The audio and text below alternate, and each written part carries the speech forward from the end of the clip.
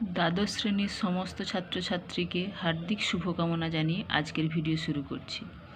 আজকে class 12-এর third সেমিস্টারের বাংলা বিষয়ের আদরিণী গল্প থেকে কিছু প্রশ্ন উত্তর আমি দেব রায়মার্টিন প্রশ্নবিচিত্রা থেকে। আশা করি এটি তোমাদের থার্ড সেমিস্টারের জন্য উপকারী হবে।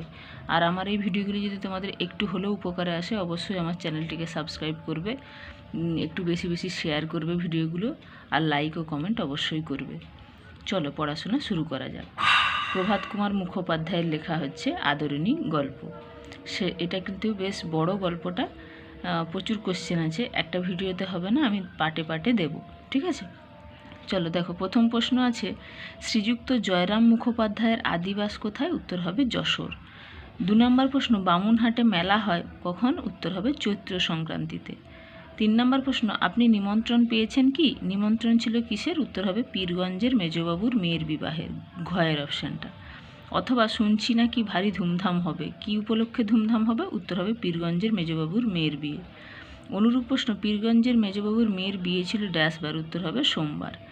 4 নম্বর প্রশ্ন, লাহিড়ী মহাশয়ের কর্মচারী হাতির দাম দিয়েছিলেন কত? উত্তর হবে দাম নিয়েছিলেন কত? উত্তর হবে 2000 টাকা। 5 নম্বর প্রশ্ন, জয়রাম মুক্তারের বড় নাতনির নাম কি? উত্তর হবে ক্ষয়ের অপশানটা, কল্যাণী।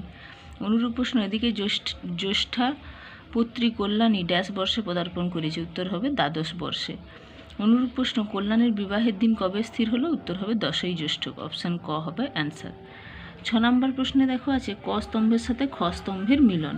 এগুলো তোমরা চাইলে স্ক্রিনশট নিতে পারো অথবা পজ করে করে খাতায় তুলে নিতে পারো যখন তোমরা এই ভিডিওটি দেখছো, তবে খাতায় কিন্তু এগুলো তুলতে হবে, ঠিক আছে?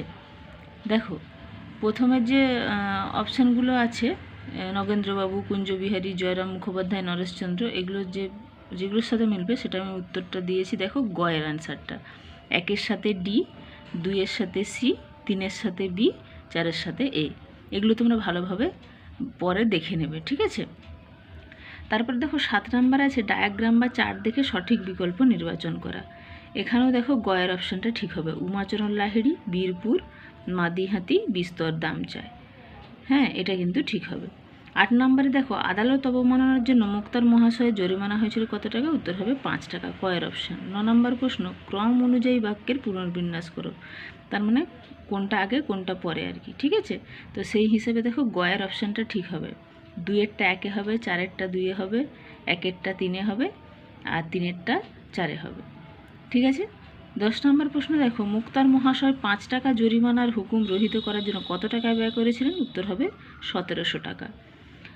11 নম্বর প্রশ্ন, মুক্তার শ্রীযুক্ত জয়রাম মুখোপাধ্যায়ের বয়স এখন কত? উত্তর হবে 50 পার হয়েছে, গয়ের অপশানটা। তারপরে দেখো 12 নম্বরে আছে বিবৃতি আর কারণ। এখানে ইহার পর 2টি মাস মাত্র মুখোপাধ্যায় মহাশয় জীবিত ছিলেন, আর কারণে হচ্ছে আদরিণীর মৃত্যু শোক তিনি সহ্য করতে পারেননি। এ আর আর দুটোই সঠিক, এবং আর হচ্ছে এ এর সঠিক ব্যাখ্যা, মানে কয়ের অপশানটা হবে ঠিক। 13 নম্বরে 4টা বিবৃতি আছে, সত্য না মিথ্যা এগুলো তোমাকে বলতে হবে, সেই হিসেবে কয়ের অপশানটা ঠিক হবে। মানে 4টাই এখানে যে বিবৃতি আছে 4টাই কিন্তু সত্য। এগুলো তোমরা ভালো করে দেখে বুঝে তারপরে কিন্তু করবে, ঠিক আছে? 14 নম্বর প্রশ্ন দেখো, জয়রাম মুক্তার কত বছর ধরে পীরগঞ্জের বাবুদের এসেস্টের বাধা মুক্তার ছিলেন? উত্তর হবে 20 বছর, কয়ের অপশানটা। 15 নম্বর প্রশ্ন, নিমন্ত্রণ রক্ষা করিয়া পীরগঞ্জ হইতে ফিরিবার পরদিন বিকালে মুখোপাধ্যায় মহাশয় সাক্ষাৎ করিতে গেলেন কার সাথে? উত্তর হবে নরেশচন্দ্রের সহিত। 16 নম্বর প্রশ্ন, কথায় বলে ব্রহ্মবাক্য কি? উত্তর হবে বেদ বাক্য। 17 নম্বর প্রশ্ন, সন্ধ্যার পর গৃহে ফিরিয়া ড্যাশ বসিয়া সমবেত বন্ধুমণ্ডলীর নিকট মুখোপাধ্যায় এই কাহিনী সবিস্তারে বিবৃত করিলেন? উত্তর হবে বৈঠকখানায়। তারপরে দেখো 18 নম্বর আছে, কেস বেসড প্রশ্নটি সঠিক বিকল্পটি নির্বাচন করো। এখানে দেখো এই যে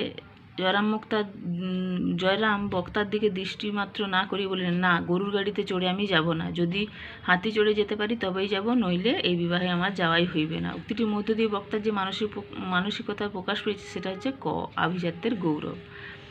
তারপরে 19 নম্বর প্রশ্ন দেখো, বাছুরটির নামকরণ করিলেন কার নামে? জয়রাম মুক্তার বাছুরটির নামকরণ করেছিলেন? উত্তর হবে ডেপুটি বাবুর নামে। 20 নম্বর প্রশ্ন, মুক্তার মহাশয়ের পুত্র সংখ্যা কজন? উত্তর হবে 3 জন। 21 নম্বর প্রশ্ন, তাহার গাই একটি এঁড়ে বাছুর প্রসব করিয়াছে, সেটা হচ্ছে তাহার ড্যাশ গাই, উত্তর হবে মঙ্গলা। 22 নম্বর প্রশ্ন, আশ্রিত জন প্রতিপালকেষু আশ্রিত জনকে কে প্রতিপালন করেন? উত্তর হবে শ্রী নরেশচন্দ্র রায়চৌধুরী। 23 নম্বর প্রশ্ন, আজ আবার আদরিণী মেলায় যাইবে। আদরিণী কোন মেলায় যাইবে? উত্তর হবে বামুনহাটের। 24 নম্বর প্রশ্ন, আদরিণী গল্পটিতে কয়টি পরিচ্ছেদ রয়েছে? উত্তর হবে এটা তোমাদের জন্য আমি রেখেছি, এটা আমি দাগ দিইনি, এটা তোমরা কমেন্ট বক্সে আমাকে জানাবে। 25 নম্বর প্রশ্ন, বামুনহাটের মেলা চৈত্র সংক্রান্তির কতদিন পূর্বে আরম্ভ হয়? উত্তর হবে 15 দিন পূর্বে। 26 নম্বর প্রশ্ন, ভায়ারা বসো। এখানে ভায়ারা হলেন অথবা পীরগঞ্জের বাবুদের বাড়ি থেকে আমরা নিমন্ত্রণ পেয়েছি, অথবা আমরা দুজনে তাই পরামর্শ করলাম। এখানে আমরা হলেন কারা? উত্তর হবে নগেন ডাক্তার ও উকিল কুঞ্জবিহারী বাবু। 27 নম্বর প্রশ্ন, দুটো দিন কাছারি কামাই হবে। কোন দুটো দিন? উত্তর হবে সোম মঙ্গল। তারপরে দেখো 28 নম্বরে যে ক স্তম্ভের সাথে খ স্তম্ভের সঠিক বিকল্প নির্বাচন করো। এখানে ক এর অপশানটা ঠিক হবে। 1-এর সাথে সি, 2-এর সাথে ডি, 3-এর সাথে এ, 4-এর সাথে বি। এগুলো তোমরা স্ক্রিনশট নিয়ে যতক্ষণ না লিখছো খাতায় কিন্তু বুঝতে পারবে না, ঠিক আছে? ভালো করে দেখে বুঝে উত্তরগুলো করবে।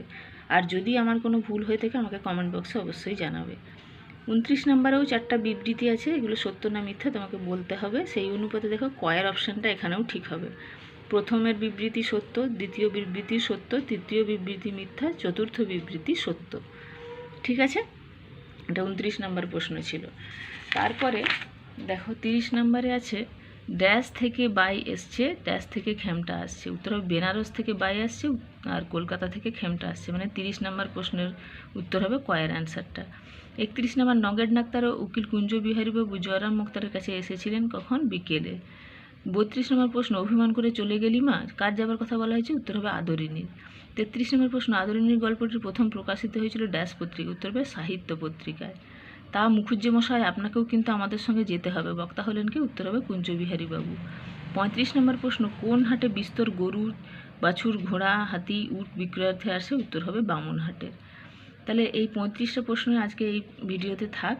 আশা করি এটি তোমাদের উপকারে আসবে। এইটার আরও অনেকগুলো কোয়েশ্চেন আছে, পরের ভিডিওতে আমি দেব। আশা করি তোমাদের উপকারে আসবে। আর আমার ভিডিওগুলো যদি তোমাদের একটু হলেও উপকারে আসে, অবশ্যই আমার চ্যানেলটিকে সাবস্ক্রাইব করবে, ভিডিওগুলোকে একটু বেশি বেশি শেয়ার করবে যাতে বেশি জনের উপকারে আসতে পারি, এবং লাইক ও কমেন্ট অবশ্যই করবে।